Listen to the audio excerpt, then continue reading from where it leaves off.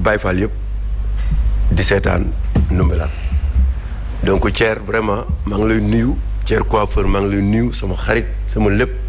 xam naa mbëggeel bi nga am ci Ndoumbelane te delloo naa la ko yow Thier maintenant sur le sujet kuy wax Bakary la taximan nee na kan moo la wat kan moo ma wat kan moo la nel dafa rafet men dafa rafet trop Bakary tey ngaa yem ci taxi boobu Bakary artiste la jàmbaar la nag jàmbaar la c'est que le problème man autrement laa koy xool naka c'est que dans ce pays am na benn séisme social bu fi commencé ñëw bu commencé gangrené wu c'est pas seulement les jakartaman il y a les jakartaman il y a les taximan il y a les charretiers j'ai vu aujourd'hui 20 charretiers qui ont quitté Fatick pour venir à Dakar parce que la campagne agricole baaxul ñu ñëw fii pour seet lu ñu am nit moom bu gisul lu mu am fa mu dëkk rek uti ko feneen ala kulli alin aujourd'hui rek ñaata jeune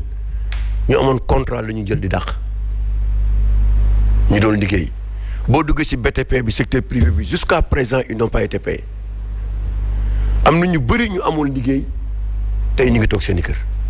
ne leen dem leen toog en attendant mais loolu bu demee bu retrouver wu ba ñu retrouver wu mais ça c'est un séisme c'est un séisme moo tax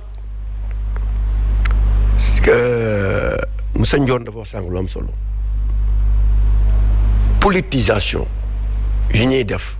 ci yenn yi si ça ne t'arrange pas amul ci kenn waxuma du régime de Macky ce régime ak yeneen régime du jakartaman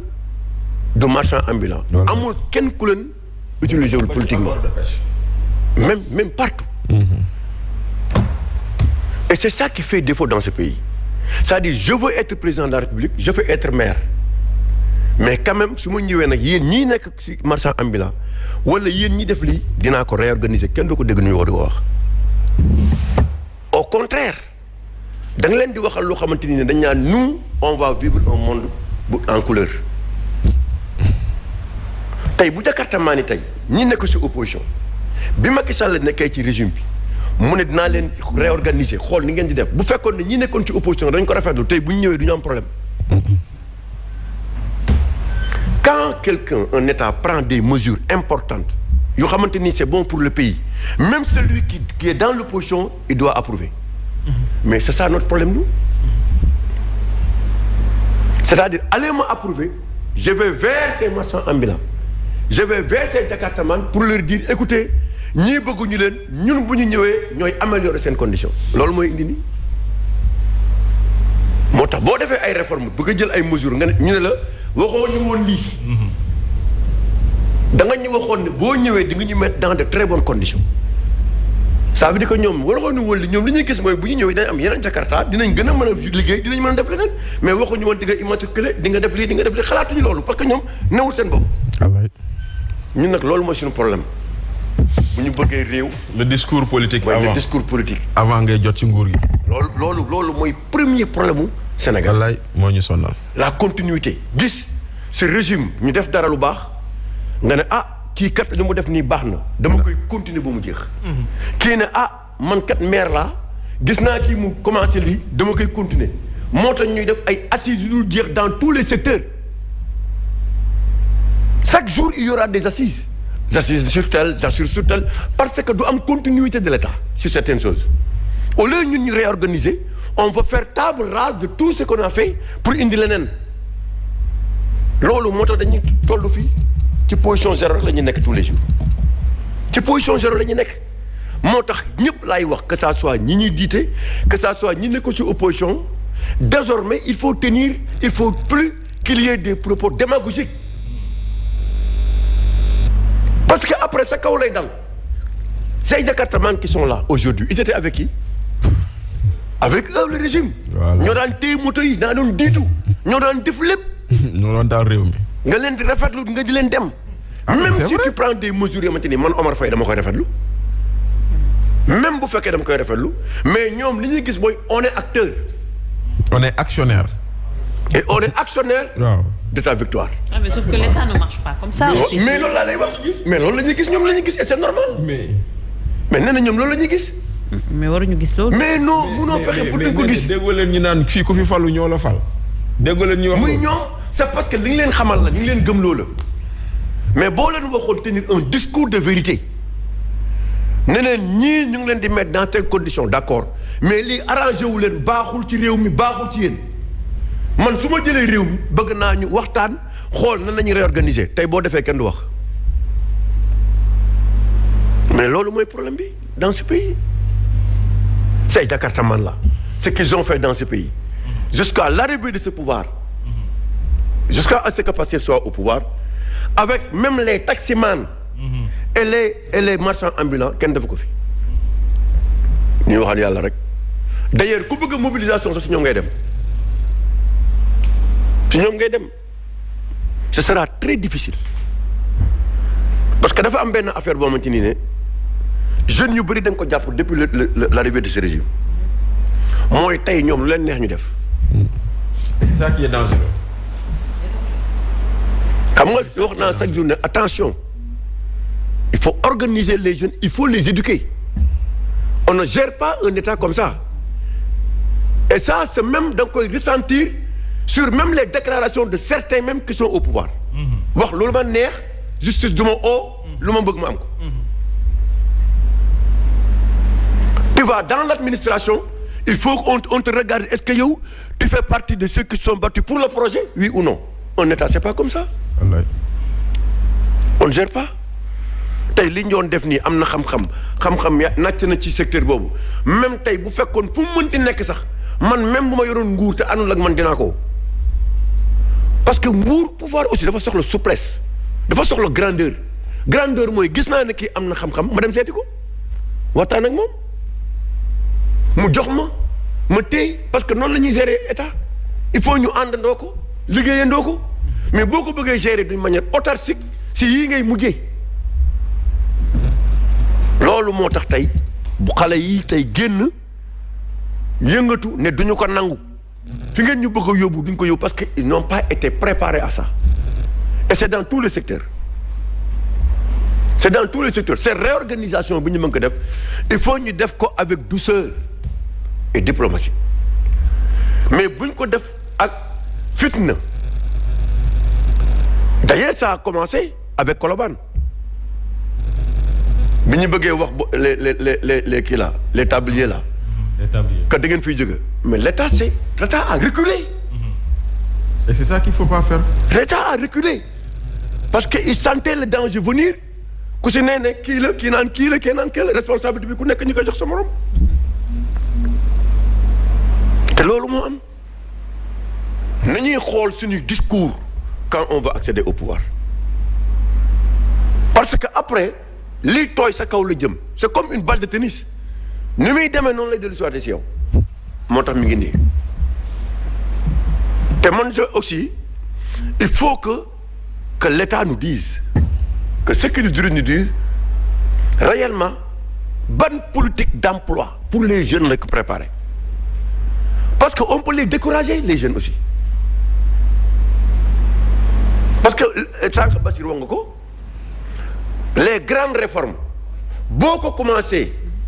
ci dans cette situation là ñi nga xamante ni démb ñoo la porté au pouvoir dañ naan kon ñi dañuy utiliser ba ñu am lu ñuy am léegi nag xagar ñu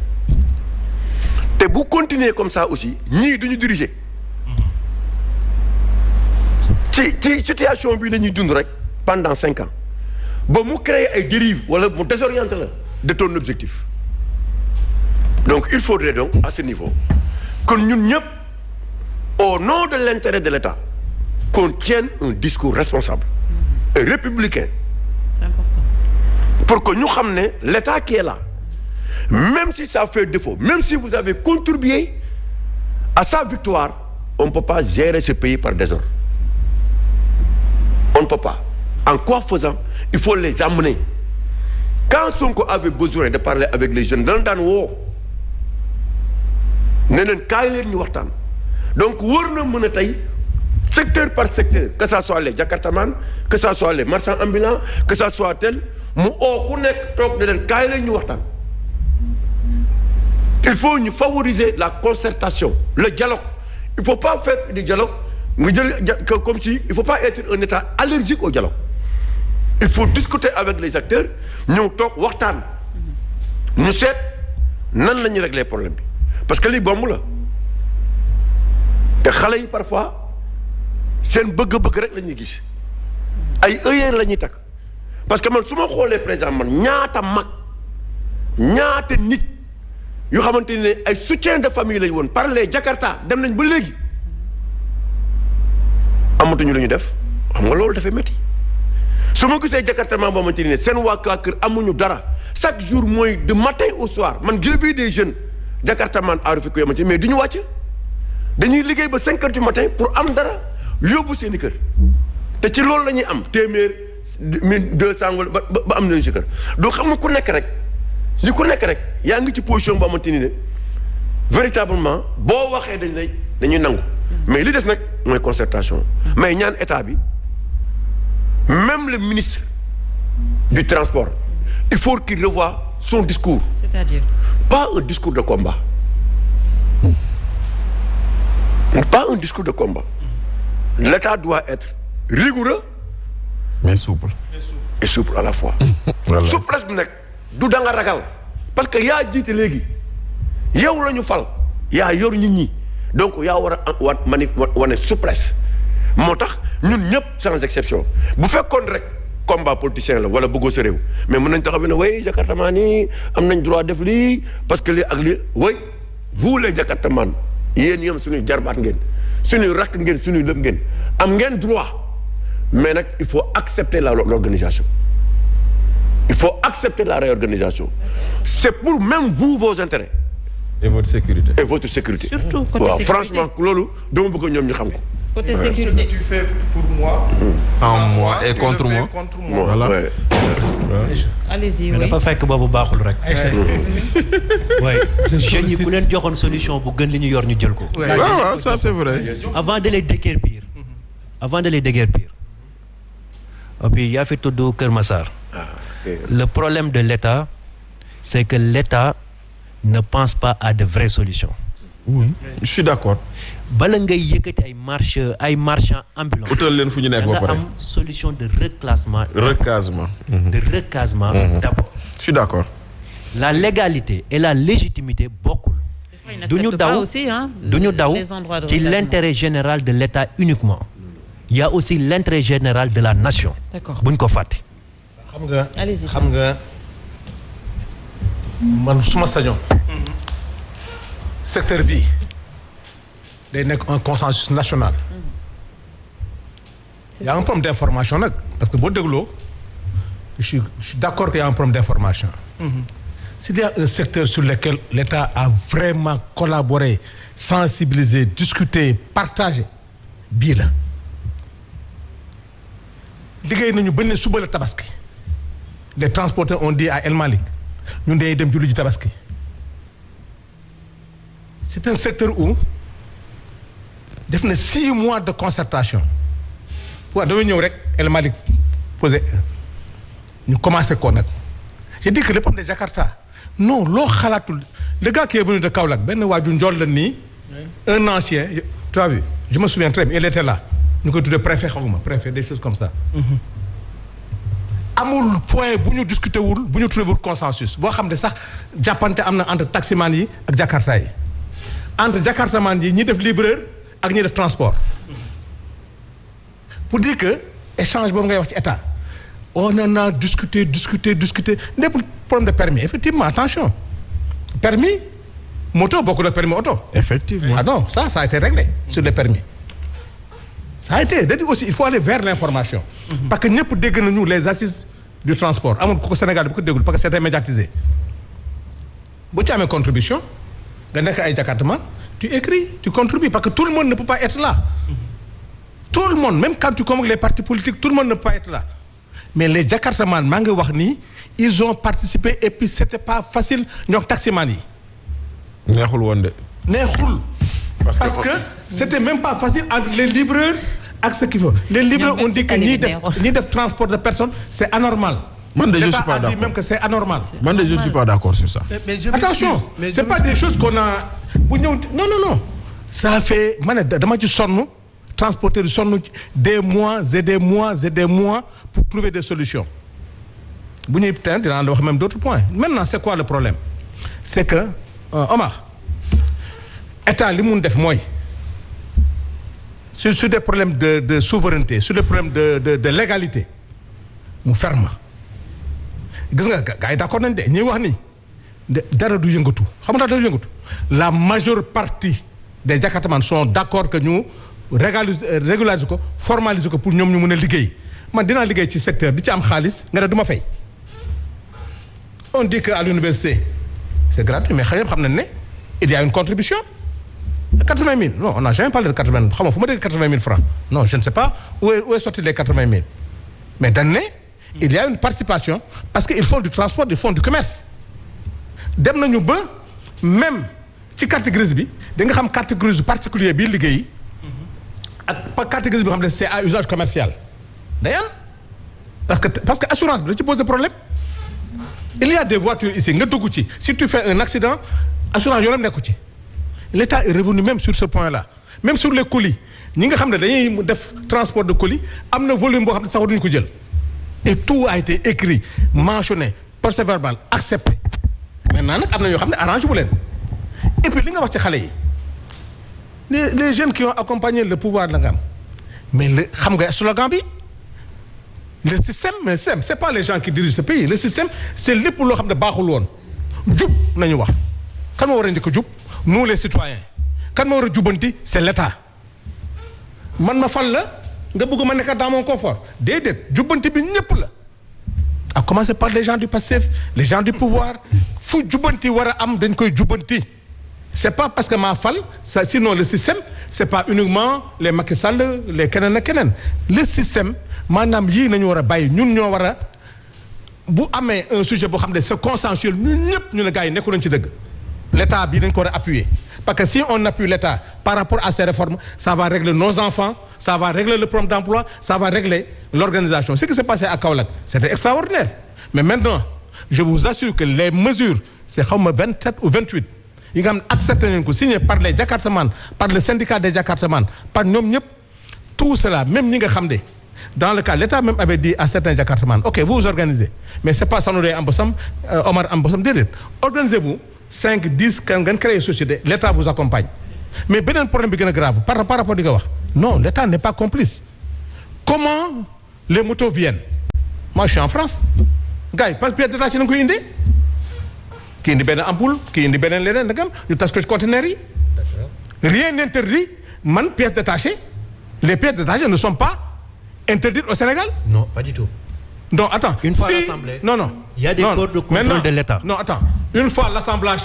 est fait c'est là où l'État agit pour dire que maintenant CMC